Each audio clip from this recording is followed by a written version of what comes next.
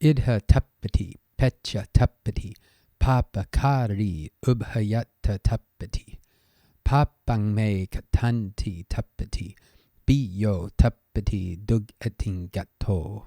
So here we're clearly in the same form laid down in verse 15.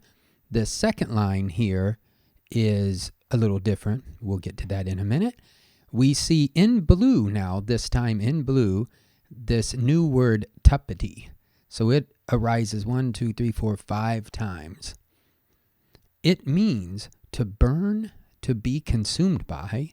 It is the passive of tappati, to shine, to be bright. The root there is tup. So we can look, now that we're sort of familiar with this, papakari is, again, the doer of evil, the one who performs negative actions, who brings about suffering. That person burns here in this life, burns in the next life, burns in both places. And here, burn, we're just translating it literally, but of course it is obviously metaphoric. That person has no peace, I think, is how we can understand tappati, to burn. Now this next little bit, papang me katanti. To me, it's sometimes been a little confusing about these quotation marks. Now, these are obviously added in much later. We would only see something like katanti, tappati. And I think these quotation marks are put in this spot because if they put them after the N, we might start to wonder why it's not katung. So let me explain that a little better. Papang is our subject here, evil, and it's neuter nominative singular. And then kata is the past participle of karoti, done. So it's agreeing with papang. It is also neuter nominative singular. And that means its ending is going to be this ung. But the before t becomes this n because it's easier to pronounce that way. So if these quotation marks were put on the other side of the n, it might be less obvious why it's not the that we find at the end of papang.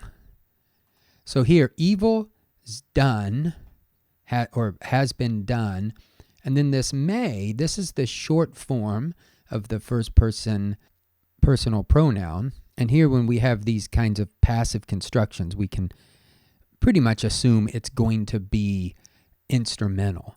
So evil was done by me. In English, we don't tend to favor the passive construction. So we would get the same meaning by turning it around and saying, I have done evil, or however you would like to handle papang. I should say that we could understand papang as either papang, an abstract neuter, just evil in general, or we could understand it as kamang papang, an evil deed. That is at least grammatically. Now this T usually marks off some sort of quote, but it can also mark off an idea. It can also mark off definitions. Here, I think we probably have to understand something else, like that person, the papakari, burns / is not at peace, saying to himself or knowing, I have done evil. And then this last little section, biyo tapati, that person suffers more, suffers in a higher degree, having gone, gatto. Now, gatto is the past participle of gachati, and it is agreeing here with papakari, masculine nominative singular, having gone where? Dugating, to a bad destination. Doer becomes dug, that's the bad part of this, and gutting is the accusative of gutting, which is a destination. Keep in mind, in English, we would go to a place, but in Pali, we go a place. In other words, the accusative can express the destination of motion. Both gating and gatto, as well as gachati, come from the root gum, to go.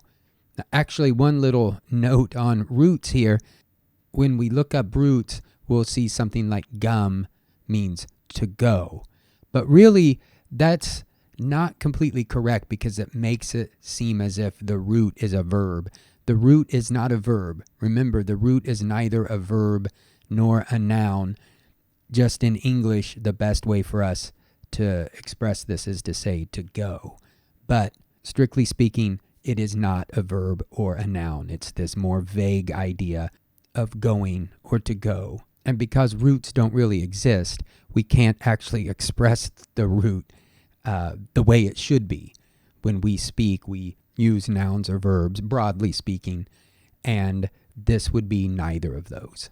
This would be something existing before a noun or a verb comes into being.